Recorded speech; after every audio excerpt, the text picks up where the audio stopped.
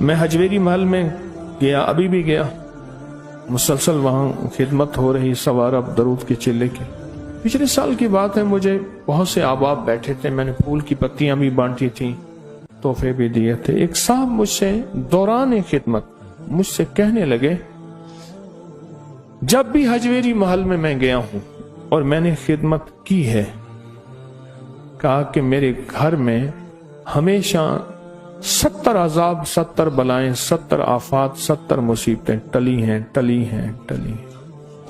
ثواب آیا بہت زیادہ، کیونکہ جتنی مشقت ہوگی اتنا ثواب ہوگا، اور جتنا ثواب ہوگا اتنا عذاب جائے گا۔ اور عذاب کس کا؟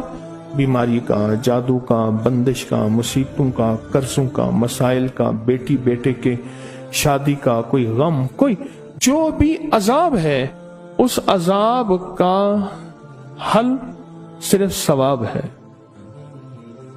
ایسی نیکیاں جس میں بہت زیادہ ثواب ہو، اور یوں ثواب آتا جائے گا اور عذاب ٹلتا جائے گا، ثواب آتا جائے گا اور عذاب ٹلتا جائے گا۔